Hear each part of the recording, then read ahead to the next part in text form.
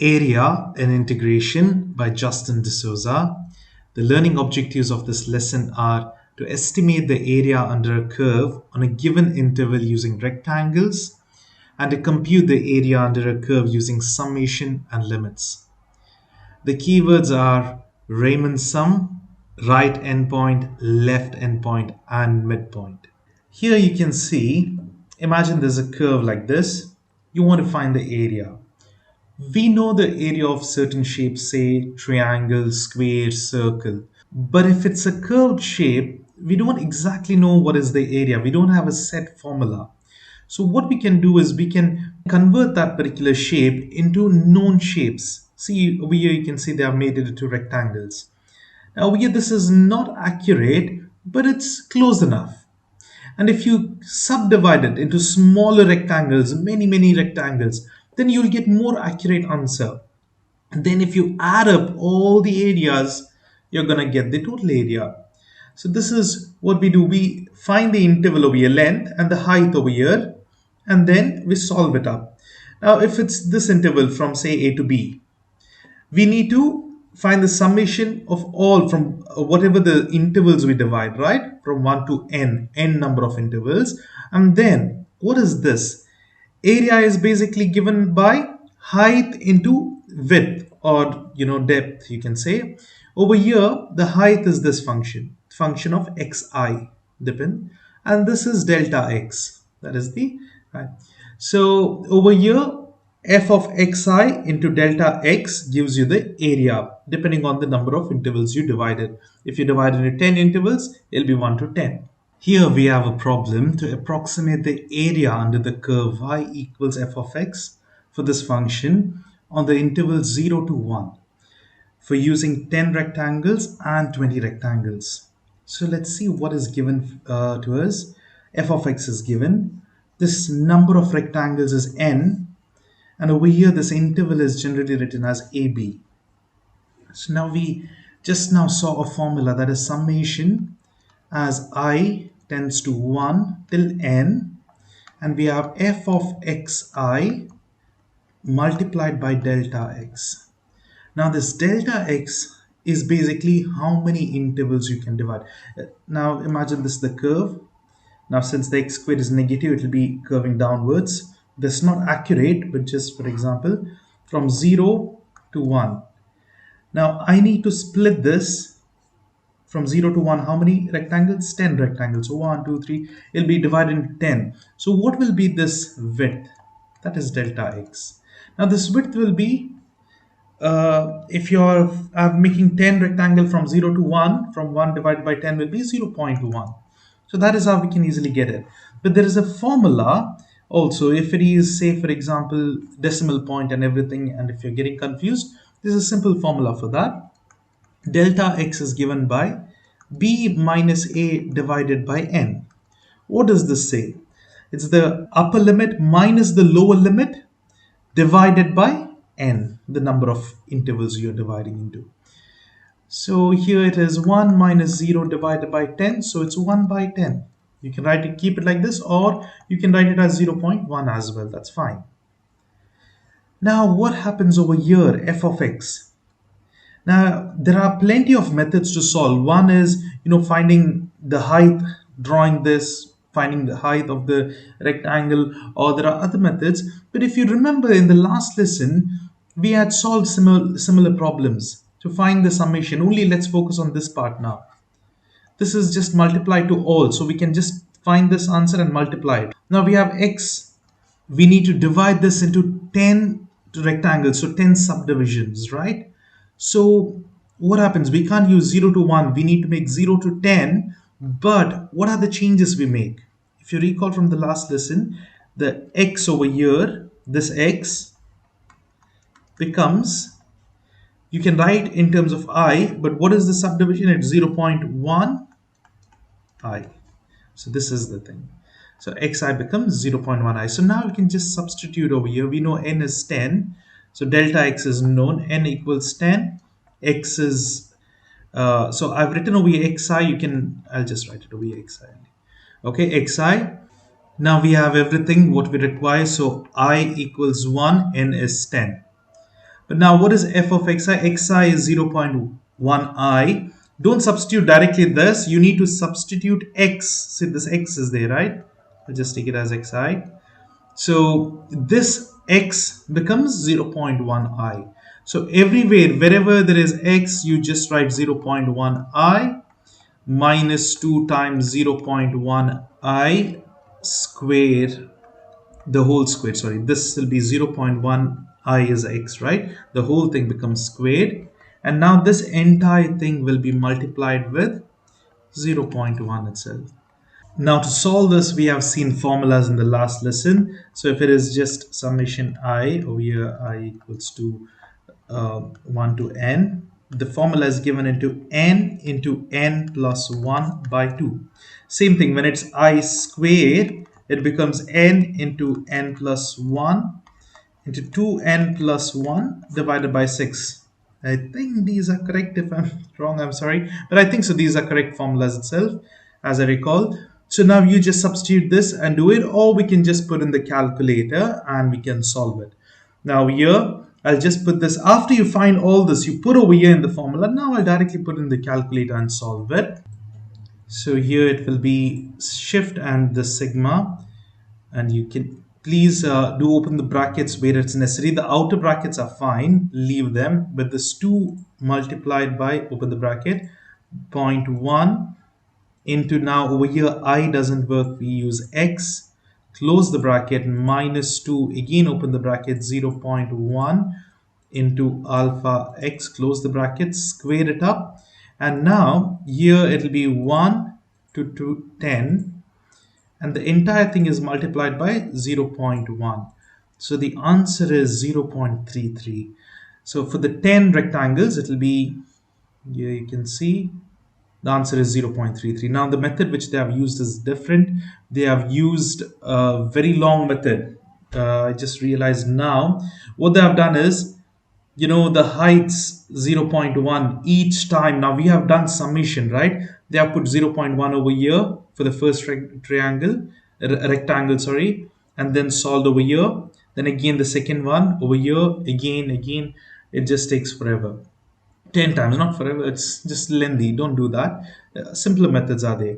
Now you can see the same thing can be done for 20 intervals. Whatever we did just now, the same thing can be done for 20 intervals. So over here, this is the formula delta x, and same thing over here we can, you can see this, it is, instead of x we use 0.05 I, and then we put it in the calculator. Now the value changes over here.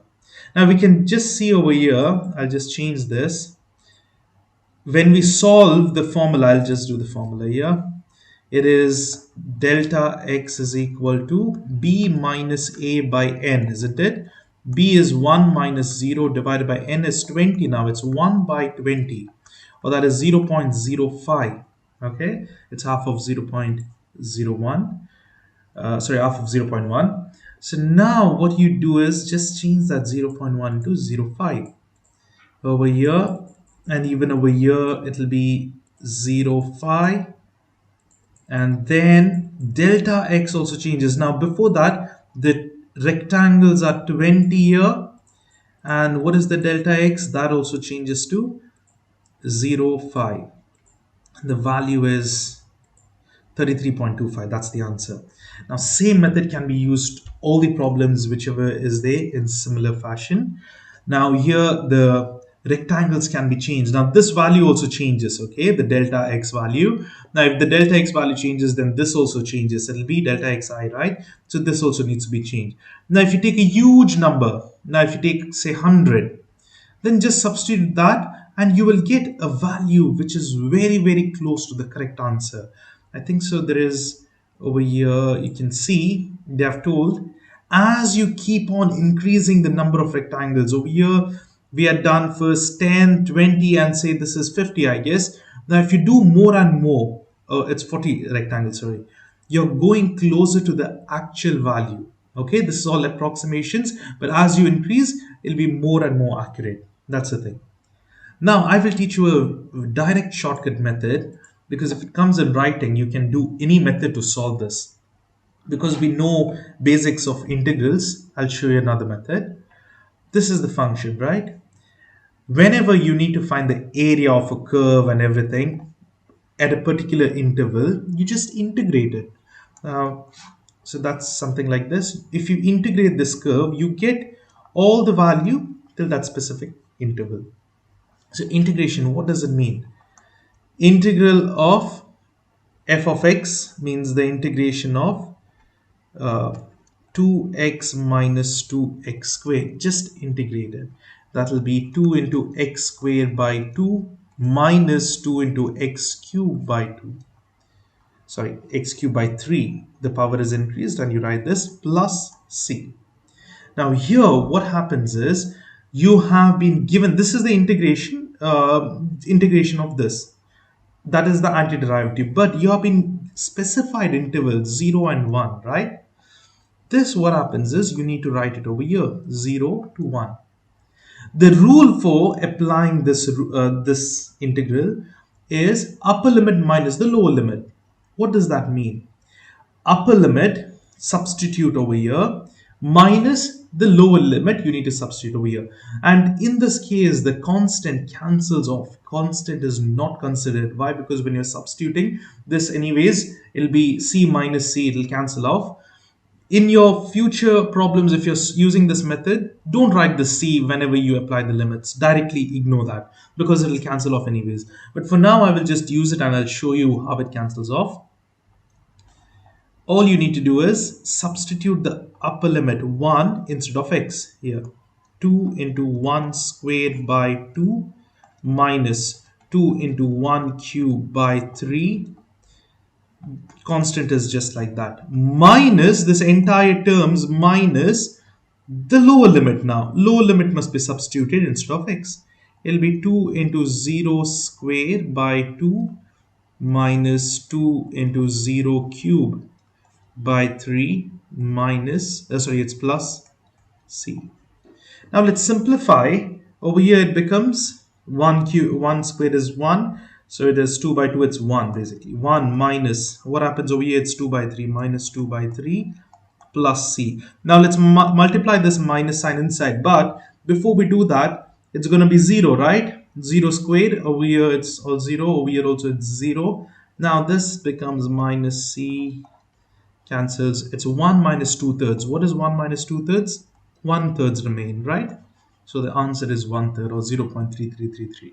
So this is the actual value. I think so we never got that answer because we were not getting actually, but because we were using just 20 rectangles. But if you had taken 100 rectangles or something, you'll be very close to this value. Yeah, you can see over here they have told actual value is approaching 1/3. So this is how you solve it using integral.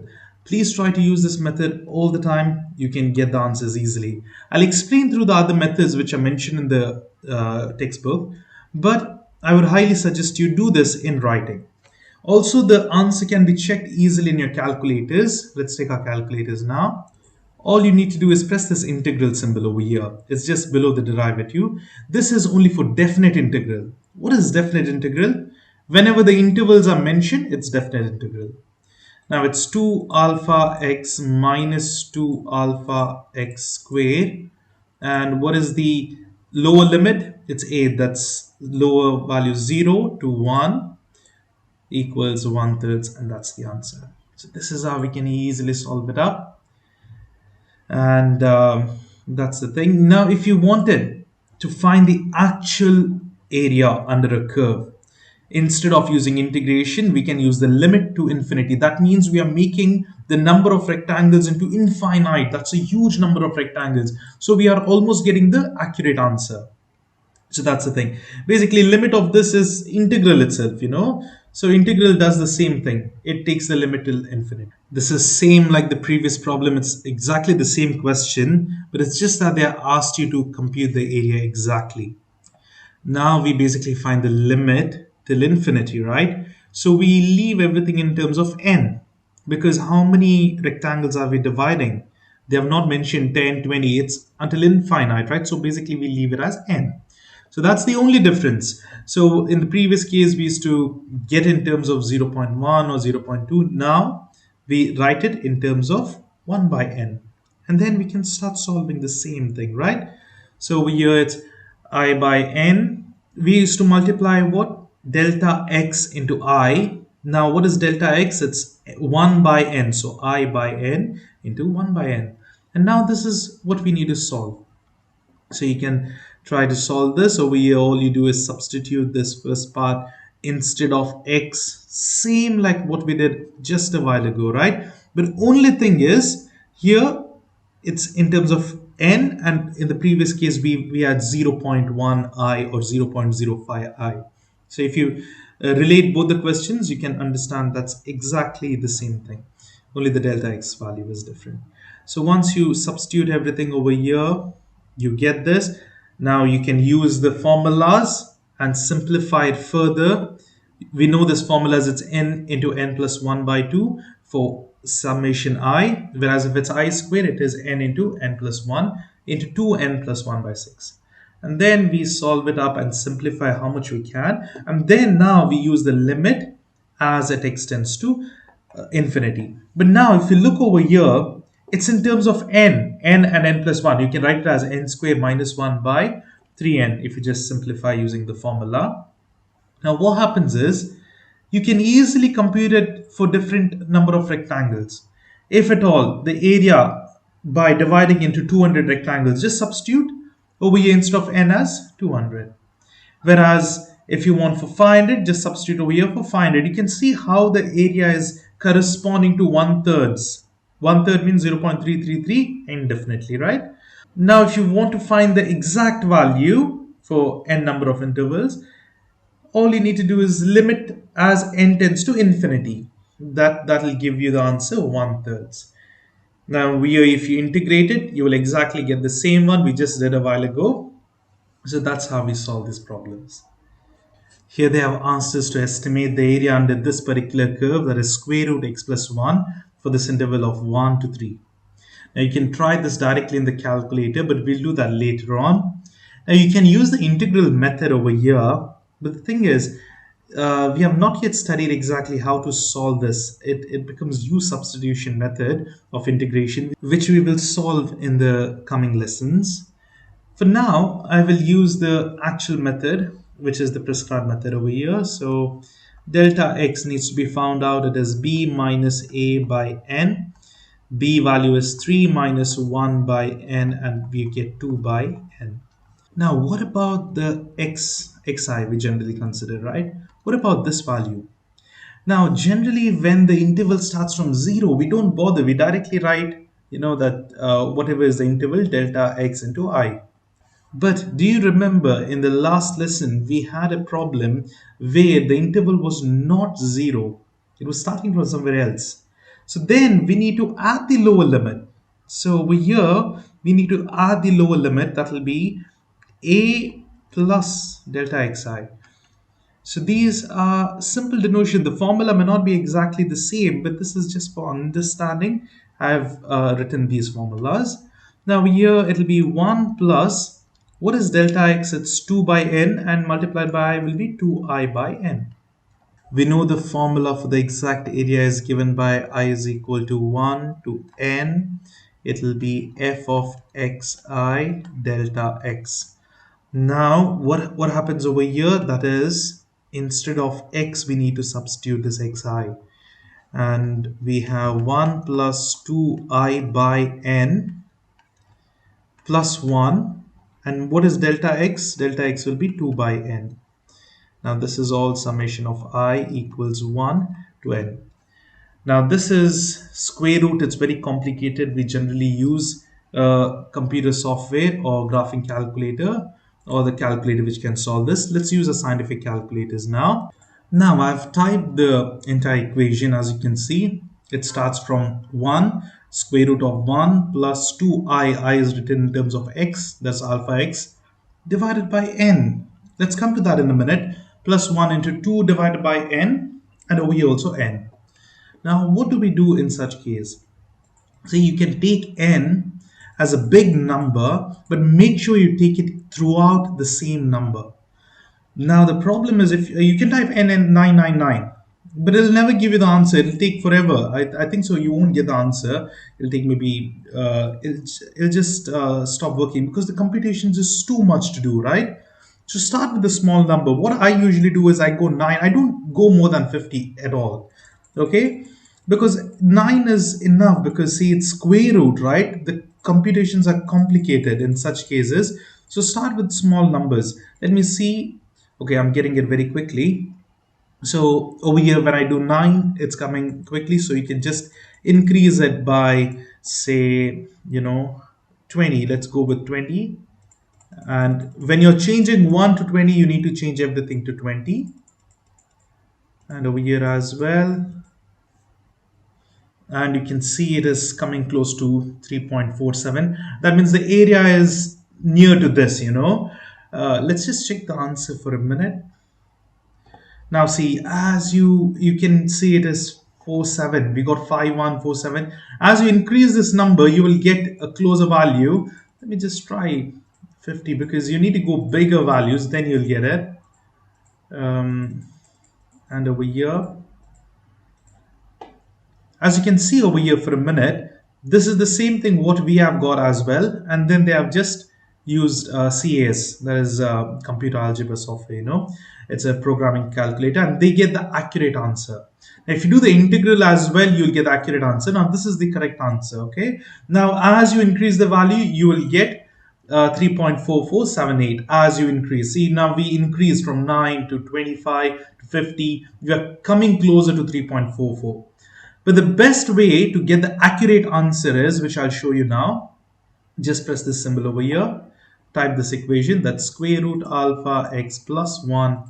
And the limits are 1 to 3. And there you go. That's the exact answer.